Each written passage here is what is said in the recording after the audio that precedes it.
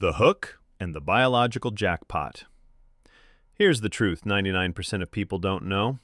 Your brain is currently being hacked by a 12,000-year-old biological trap. And honestly, it's not even your fault. You're just following a script written in the Stone Age. Imagine you're a human 15,000 years ago. You're cold, you're exhausted, and you haven't eaten in 2 days. Suddenly, you see it. A beehive, high on a jagged cliff. You don't see danger. You see the ultimate dopamine jackpot. Sugar. But here's the insane part. Back then, getting a fix of sweetness was an extreme sport. We have cave paintings from 8000 BC showing people hanging from vine ropes while being swarmed by thousands of angry bees. They weren't doing it for fun.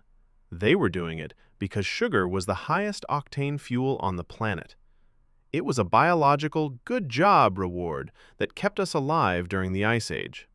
But nature was about to hide this reward inside a very weird-looking grass. The Pacific Secret and the Accidental Discovery. For a long time, the world's most powerful plant was just a local secret in Papua New Guinea. It was sugarcane. But at this point, nobody was making sugar. They were just biting the stalks. Imagine the first person to ever bite a sugarcane stalk.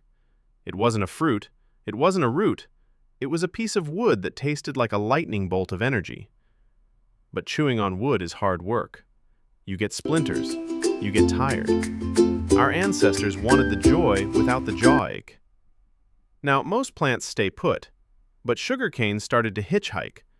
Around 6000 BC, humans began migrating across the Pacific in tiny canoes. And what did they pack? Not just weapons, but their favorite sweet sticks. Sugar was literally traveling the globe in the pockets of ancient explorers before the wheel was even common. The Indian Silicon Valley Revolution. The real Big Bang of sugar happened around 350 BC in India. This is where humans stopped being chewers and started being alchemists. Ancient Indian inventors realized something insane. If you crush the cane, take the juice, and boil it, something magical happens.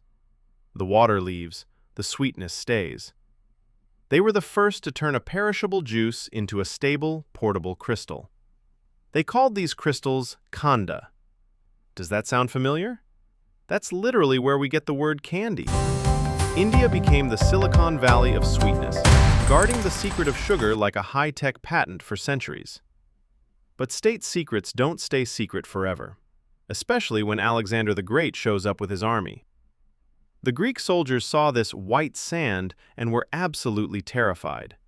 They called it honey that grows on reeds without the help of bees.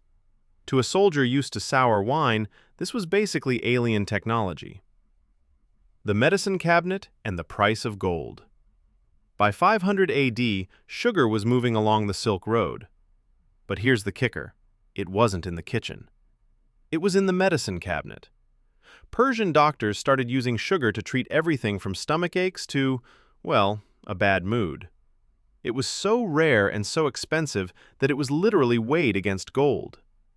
In China, the emperor was so obsessed that he sent secret agents to India just to steal the refining recipe.